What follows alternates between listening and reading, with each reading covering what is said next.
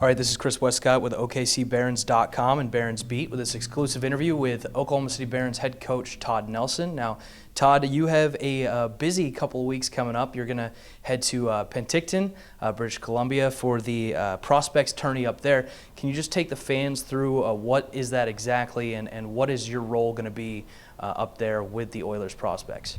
Well, first off, we're going up tomorrow. There's me and Jerry and Rocky Thompson, and so we're going up to Edmonton. They're going to have their physicals, I think, on Friday. And then on Saturday, we're going to fly to Kelowna. We're going to have a practice there, then bus to Penticton. I think it's only maybe half an hour just down the road. So then once we get there, what we do is that we're coaching the prospects. And these are a lot of guys that are, like they're all drafted kids or kids that we got in trades. Some of the players that played here last year are probably going to be playing like in some of those games, Colton Tubert, Kittner, Cornet, guys like that are here. And so going into it last year, like we didn't really know what to expect, but it was a highly successful tournament. There's I think there's 8 teams there, and so like it's a chance for us to see these guys in a competitive environment. And depending on what the coach does, some of these guys may not go to main camp, but I think the majority will. So it's a chance for these young guys to showcase their abilities in front of the staff. And judging off of last year, about how many prospects that participated in this tournament last season came to Oklahoma City, and how many do you anticipate this year?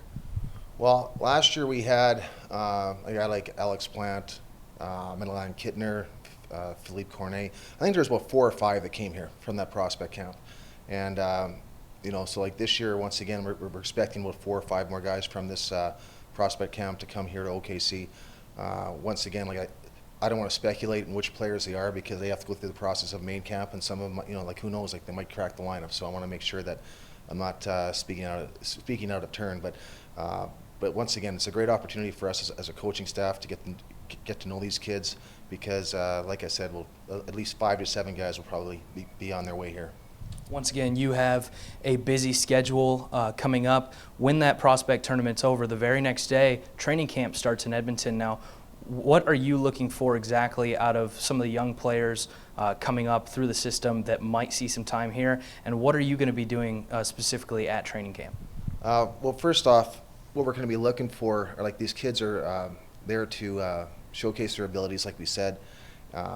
We want to see how they can handle playing with men, basically, because we have a lot of young guys coming up through junior hockey or college. So prospect tournament is one thing. Main camp's a whole different ball of wax. And so the thing is that during the course of main camp, I think that just depends on what Tom wants us to do. Last year, he just had us be up in the stands and just watch our guys because last year I wasn't too familiar with anybody. And so this year I have an idea. So I'm not sure if he wants us on the ice or not. That's Tom's call.